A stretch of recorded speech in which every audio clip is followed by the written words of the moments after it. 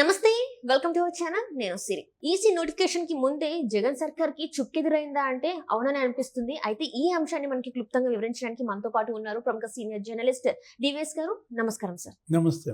Sir, ఇప్పుడు చూస్తున్నట్టయితే జగన్ సర్కార్ కి చుక్కెదురైంది. ఈసీ నోటిఫికేషన్ రాకముందే మోదీ గారు అంటే కన్నెర్ర చేశారు అని చెప్పేసి మనకి వార్తలు వస్తున్నాయి. ఇందులో ఎంతవరకు వాస్తవం ఉంది సార్? జగన్మోహన్ రెడ్డి గత 5 ఏళ్ల పరిపాలనలో అంతా నా ఇష్టం,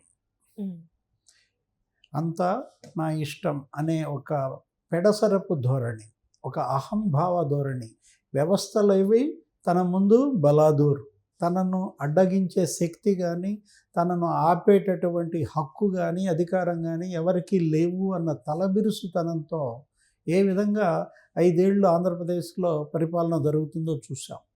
ఇప్పుడు ఎన్నికల సంఘం ఇప్పుడు నోటిఫికేషన్ రాబోయే ముందు మరో 4 రోజుల్లో వస్తుందనంగా ఇవాళ ఒక ఝలక్ ఏంటి, నిధులు రాష్ట్ర ప్రభుత్వ ఖాతాలో జమ చేయకుండా నేరుగా పంచాయతీలకు నేరుగా మున్సిపాలిటీలకు జమ చేస్తూ కేంద్రం ఇచ్చింది. స్థానిక సంస్థలు ఇదేంటంటే మనకి 3 స్ట్రక్చర్ 5 స్ట్రక్చర్గా ఉండేది. డాక్టర్ బల్వంతరాయ్ మెహతా కమిటీ సిఫార్సుల మేరకు ఇక్కడ మన దేశంలో 3 అంచెల వ్యవస్థ 5 అంచెల వ్యవస్థగా పెట్టుకున్నారు. ఏది, పంచాయతీలు, మండలాలు, లేకపోతే జిల్లా పరిషత్తులు, మున్సిపాలిటీలు. ఇలా ఉన్న దీంట్లో స్థానిక సంస్థల యొక్క అధికారాలు అదేంటి, స్వపరిపాలన, గాంధీ యొక్క ఆశయం, గ్రామాలే పట్టుకొమ్మలు అని చెప్పినటువంటి దీంట్లో స్థానిక స్వపరిపాలన ఆయన తీసుకొచ్చారు. గ్రామాల సర్పంచ్ ఆ ఊరి బాగు చూసుకుంటాడు, అక్కడ పచ్చదనం, అక్కడ మౌలిక వసతులు. సర్పంచ్ ఎంతో, ముఖ్యమంత్రి అంతా. ముఖ్యమంత్రి ఏమి పైనుంచి ఊడి పడలేదు, అతను ఎన్నుకోబడిన వ్యక్తే, ఇతను ఎన్నుకోబడిన వ్యక్తే. ఎవరు, sarpanch. First citizen of the village ఎవరు, సర్పంచ్ అన్నమాట. అలాంటి సర్పంచుల అధికారాలను కాలరాశారు, తోసిరాజు అన్నారు. మరొక కొత్త వ్యవస్థను తెచ్చాడు జగన్మోహన్ రెడ్డి, వాలంటీర్ల వ్యవస్థ, సచివాలయ వ్యవస్థ. ఇది ఒక రకంగా అంబేద్కర్ ఆశయాలను, రాజ్యాంగాన్ని ధిక్కరించడం. ఏది, ఈ వాలంటీర్ వ్యవస్థను తీసుకొచ్చి రుద్దటం అనేది. ఇప్పుడు వాలంటీర్లు ఎవరు, 99% మంది వైసీపీ కార్యకర్తలే అన్నారు. ఆయనే చెప్పాడు, ముఖ్యమంత్రే చెప్పాడు, మంత్రులు చెప్పారు, విజయసాయిరెడ్డి చెప్పారు, అందరూ కూడా చెప్పారు కదా. వాళ్ళని తీసుకొచ్చి సర్పంచుల పైన ఆజమాయిషి, సర్పంచుల పైన వాళ్ళని రుద్దటం అనేది బ్లండర్ మిస్టేక్ అన్నమాట. వాలంటీర్ ఏమైనా ఎన్నుకోబడ్డా, ఓట్లేస్తే గెలిచినాడా వాలంటీర్? కాదు కదా. అధికార పార్టీ కార్యకర్తలని వాళ్ళు నియమించుకున్నారు, జీతాలు తీసుకుంటున్నారు. వాళ్ళు ఇవాళ సర్పంచుల పైన నెత్తినెక్కి స్వారీ చేస్తామంటే ఎలా? ఇప్పుడు ఏం జరుగుతోంది, కేంద్రం ఇచ్చే నిధులన్నీ డైవర్షన్ అవుతున్నాయి, ఎటుపోతున్నాయో తెలియదు. ఇక్కడ చేసిన పనులకు బిల్లులు లేవు, గ్రామాల్లో కట్టిన రోడ్లకు కానీ, గ్రామాల్లో వేసిన డ్రైన్లకు కానీ అక్కడ కరెంటు బిల్లులు కూడా కడతలేదు కదా. ఇప్పుడు ఏం చేశారు, విద్యుత్ బకాయిల పేరుతో మొత్తం గ్రామ పంచాయతీలో ఉన్న డబ్బులన్నీ డైవర్షన్ చేస్తున్నారు. కరెంటు బకాయిలు అదేంటి, అది ప్రభుత్వం కట్టుకోవాల్సినటువంటి అంశం. మీరు సర్పంచ్ పర్మిషన్ లేకుండా, గ్రామ సభ తీర్మానం చేయకుండా ఎలా విద్యుత్ బకాయిల పేరుతో మరి పంచాయతీ అకౌంట్లో డబ్బులు లాగేస్తారు? దీనిపైన ఇవాళ ఆంధ్రప్రదేశ్ మొత్తం ఉద్యమం జరుగుతుంది, ఆందోళన జరుగుతుంది. సర్పంచులంతా రోడ్డెక్కారు. వైసీపీ సర్పంచులే వైఎస్ఆర్ కాంగ్రెస్ పార్టీని తిడుతున్నారు, జగన్మోహన్ రెడ్డిని తిడుతున్నారు. మనం చూసాం మొన్న ఒకరోజు ఒక మీటింగ్లో చంద్రబాబు మాట్లాడుతున్నాడు, మాజీ ముఖ్యమంత్రి సర్పంచుల సదస్సులో మాట్లాడుతూ ఉండగానే అక్కడ వేదిక మీద మాట్లాడుతున్న సర్పంచ్కి ఒక మెసేజ్ వచ్చింది వైసీపీ నుంచి. ఏమని, మిమ్మల్ని పార్టీ నుంచి సస్పెండ్ చేశాము అంటే ఏంటి, ఒక సర్పంచ్ తన గ్రామ ప్రయోజనాల కోసం వాళ్ళ ఊరుకు జరుగుతున్న అన్యాయం గురించి మాట్లాడితే పార్టీ నుంచి సస్పెండ్ చేశారు. సరే, మీ పార్టీ మీ ఇష్టం, మీరు సస్పెండ్ చేసుకోవచ్చు. కానీ నిధులు దారి మళ్లించే అధికారం ఎవరిచ్చారు నీకు? దానికే కేంద్రం కన్నెర్ర చేసింది. ఎలక్షన్ ముందే షాక్ ఇచ్చారు. ఏంటి మొత్తం డబ్బులు ఇప్పుడు ఆర్థిక సంఘం నిధులు ఎవరి ఖాతాలో పడుతున్నాయి? పంచాయతీల ఖాతాల్లో పడుతున్నాయి, మున్సిపాలిటీ ఖాతాల్లో వేశారు. ఉపాధి హామీ పథకం ఉందమ్మా, నరేగా. ఉపాధి హామీ పథకం ద్వారా ఏం చేయాలి? అక్కడేదో గ్రామ సభ ఉంటుంది, వాళ్ళు నిర్ణయిస్తారు ఈ పనులు చేపట్టాలని, ఆ పనులు చేయాలి. ఆ పనుల్లో పాల్గొన్న వాళ్ళకి మాస్టర్ ఇస్తాం. ఏది? అటు ఉపాధి, ఇటు గ్రామాభివృద్ధి.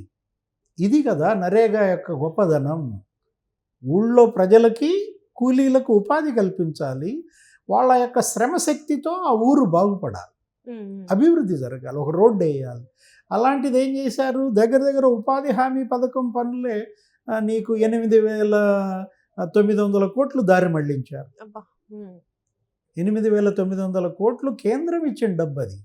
అది రాష్ట్ర ప్రభుత్వం ఇచ్చిన డబ్బు కాదు, ఒక పర్పస్ కోసం ఇచ్చింది.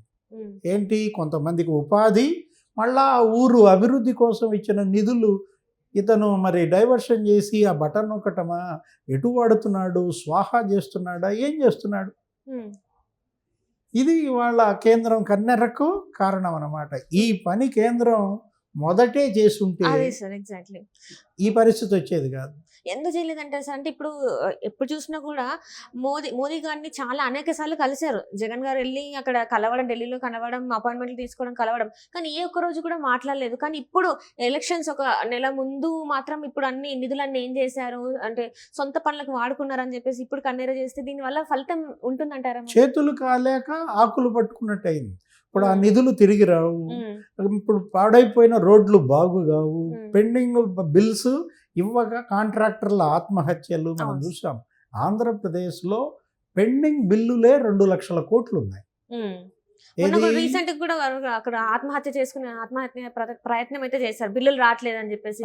అది తప్పు కదా. ఏంటి? వాళ్ళ ఊరి బాగు కోసం సొంత డబ్బు కూడా ఖర్చు పెట్టిన సర్పంచులు ఇవాళ వాళ్ళు ఆత్మహత్య చేసుకునే పరిస్థితి దాపురించిందంటే అది ఎవరు? దానికి కారణం, బాధ్యత ఎవరు వహించాలి? జగన్మోహన్ రెడ్డి బాధ్యత వహించాలి. 5 ఏళ్లలో ఆంధ్రప్రదేశ్లో 2 లక్షల కోట్లు పెండింగ్ బిల్స్ అంటే అసలు ఇంకా వీళ్ళేం బిల్లులు ఇచ్చారు? ఇప్పుడు ఎవరు? ఇంకా వాళ్ళ కాంట్రాక్టర్లు ఇవాళ ధర్నా చేస్తున్నారు, కాంట్రాక్టర్లు కాడి కింద పడేశారు. ప్రభుత్వ పనులు మేము చెయ్యం, ప్రాజెక్టులు మేము కట్టాం, టెండర్లు వేయమంటే వేయటం లేదు. కానీ విజయసాయి రెడ్డి గారు మాత్రం చెప్తున్నారు కదా సార్, మా జగన్ ప్రభుత్వంలో ప్రజలందరూ సుఖంగా ఉన్నారు, వాళ్ళు సంతోషిస్తున్నారు ఈ అభివృద్ధిని చూసి అని చెప్పేసి ఇవాళ రీసెంట్ గా ఒక ఇంటర్వ్యూలో తను చెప్పడం జరిగింది. ఇదే కదా సంతోషం అంటే. ఆత్మహత్యలు సంతోషమా? ఆంధ్రప్రదేశ్ ఆత్మహత్యల ప్రదేశ్గా మారింది. రైతుల ఆత్మహత్యల్లో 3వ స్థానం దేశంలో, కౌలు రైతుల ఆత్మహత్యల్లో 2వ స్థానం, నిరుద్యోగుల ఆత్మహత్యల్లో 1st ప్లేస్. ఇదా సుఖంగా ఉంది, ప్రజలు సంతోషంగా ఉన్నది ఇలాగానా? 30,000 మంది మహిళలు అదృశ్యమయ్యారన్నారు. హోంశాఖ నివేదిక ఇవి, ఎన్సీఆర్బి లెక్కలు ఇవి. ఇలాంటి పరిస్థితుల్లో అక్కడ అరాచకం రాజ్యం వెళ్తోంది, అభద్రత నెలకొంది, ఎవరికీ అక్కడ రక్షణ లేకుండా పోయింది.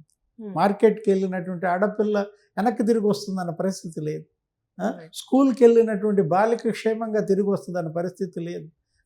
ఎక్కడ చూసినా మాఫియా బ్యాచ్లు, land mafia, sand mafia, mine mafia. ఈ 4 మాఫియాలే కాదు, అమిత్ షా, నడ్డా ఇంకో 2 మాఫియాలు చెప్పారు. కేంద్ర మంత్రులు, బీజేపీ అధ్యక్షుడు, హోంశాఖ మంత్రే అన్నాడు విశాఖపట్నంలో. ఏమని? ఫార్మా మాఫియా అన్నాడు. అంటే మందులు కూడా మాఫియాలాగా జరుగుతోంది. ఆయన జేపీ నడ్డా ఏమన్నారు? ఎడ్యుకేషన్ మాఫియా అన్నారు. అంటే ఏంటి? ఆ బైజూస్ అనేది అవన్నీ కూడా 500 కోట్లు, 1000 కోట్లు స్కాములు. పిల్లల యొక్క ఆ ట్యాబ్లెట్లు, అవి ఆ పంపిణీ, ఆ ట్యాబ్స్ ఉన్నాయి కదా కంప్యూటర్లు ఇచ్చేదాంట్లో కూడా 10,000 రూపాయల ట్యాబ్ 20,000 రాసుకుంటున్నారు. ఆ తెచ్చిన ట్యాబ్ అన్న పని చేస్తుందా? అది పని చేయదు. టోటల్గా ఇవాళ వీళ్ళు తెచ్చినటువంటి డబ్బులు మొత్తం దుర్వినియోగం చేశారు, స్వాహా చేశారు. కంటి ఎదురుగా ఒక ఆస్తి లేదు. 12 లక్షల కోట్ల అప్పుల్లో ఆంధ్రప్రదేశ్ మునిగింది. ఆ తెచ్చిన అప్పులన్నీ ఏమయ్యాయి? మీరు తెచ్చిన అప్పులతో ఏమైనా సంపద సృష్టించారా? ప్రాజెక్టులు కట్టారా? పేదల ఇళ్ళు కట్టారా? కాంట్రాక్టర్లకు బిల్లులు ఏమన్నా ఇచ్చారా? ఇవేమీ ఇవ్వకపోగా ఆర్థిక సంఘం పంచాయతీలకు ఇచ్చిన నిధులను కూడా డైవర్ట్ చేశారు. ఇప్పుడు ఆరోగ్య మిషన్ ఉంది, నేషనల్ హెల్త్ మిషన్. ఆరోగ్య మిషన్కు సంబంధించి 500 కోట్లు డైవర్ట్ చేశారు. కేంద్రం ఇక్కడ పిహెచ్సిలకు ఇచ్చిన డబ్బు, ప్రైమరీ హెల్త్ సెంటర్లలో మందుల కోసం ఇచ్చినటువంటి డబ్బు 500 కోట్లు దారి మళ్లించారు. కాగ్ ప్రశ్నించింది. నేషనల్ హెల్త్ మిషన్ కింద ఆంధ్రప్రదేశ్కి ఇచ్చినటువంటి 450 కోట్లు ఏమయ్యాయి?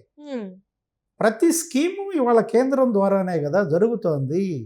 ఇప్పుడు కేంద్రం డబ్బు లేకుండా రాష్ట్రమే చేస్తున్న స్కీములేమీ లేవు. రేషన్, ఏది బియ్యం పంపిణీ ఉచితంగా ఇస్తున్నది, అదొక పెద్ద స్కామ్. ఏంటి రేషన్ వెహికల్స్ కొన్నారు, ఇంటింటికి రేషన్ అన్నారు. ఇంటింటికి రేషన్ అని చెప్పి ఏమన్నా ఇస్తున్నారా?